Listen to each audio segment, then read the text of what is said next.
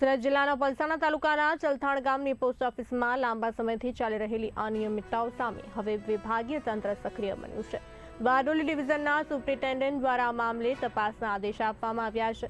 સ્થાનિક રહેવાસીઓની ફરિયાદો મુજબ પોસ્ટ ઓફિસનો સમય સવારે 9 વાગ્યાનો હોવા છતાં ઘણીવાર કર્મચારીઓ 10 વાગ્યા પછી હાજર રહે છે। પરિણામે સામાન્ય નાગરિકોને ભારે હાલાકીનો સામનો કરવો પડે છે। ગ્રાહકોનો આક્ષેપ છે કે ઓફિસમાં એજન્ટોનું પ્રભુત્વ વધુ જોવા મળે છે। સામાન્ય લોકોના કામ કરતા એજન્ટોના કામોને પ્રાથમિકતા અપાય છે, જ્યારે સામાન્ય ગ્રાહકોને સર્વર ડાઉન જેવા બહાના બતાવી પરત મોકલી દેવામાં આવે છે। આ ગેરવહીવટની સૌથી વધુ અસર વિધવા પેન્શન અને વરિષ્ઠ નાગરિક પેન્શન મેળવનાર લાભાર્થીઓ પર પડી રહી છે। વૃદ્ધો અને અસહાય મહિલાઓને પોતાના હકના પૈસા મેળવવા માટે કલાકો સુધી રાહ જોવી પડે છે, જે માનવતાને શરમાવે તેવી પરિસ્થિતિ ગણાય છે। વધતી ફરિયાદોને પગલે સુપ્રિન્ટેન્ડન્ટ દ્વારા તપાસના આદેશ આપવામાં આવ્યા છે। હવે જોવાનું રહ્યું કે તપાસ બાદ જવાબદાર વિરુદ્ધ શું કાર્યવાહી થાય છે અને સ્થાનિકોને ક્યારે સુધી યોગ્ય સેવા મળી શકશે।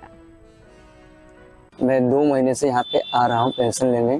अब 2 महीने से कंटिन्यू ये पोस्ट ऑफिस 10:30 बजे के बाद ही खुलता है। आज भी आप देख लीजिए पर्टिकुलर 10:15 ऐसा हो गया है, अभी तक यहाँ पे कुछ भी अपडेट नहीं है, कोई स्टाफ का आदमी नहीं है। और पहले ये लोग भी मिसबिहेव किए हैं पहले, आज से 2 महीने पहले का जो स्टाफ चेंज हुआ ये ठीक है, हमें कोई प्रॉब्लम नहीं है और बस ऐसा ही चल रहा है। મમ્મીનું પેન્શનનું કામ માટે હું આવેલો છું, કામ છોડીને અહીંયા આવ્યો છું।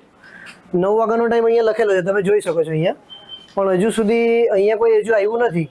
હવે મારા કામ પરથી પણ મારા પર ફોન આવે છે કે ભાઈ તમે વહેલા આવી જાઓ, અને હજુ મારું પોસ્ટ ઓફિસ પર અહીંયા કામ થયું નથી। 9 વાગ્યાનો ટાઈમ છે આ લોકોનો આપેલો, પણ હજુ સુધી કોઈ હાજર નથી અહીંયા। હવે મમ્મીને લઈને હું અહીંયા અટવાતો છું।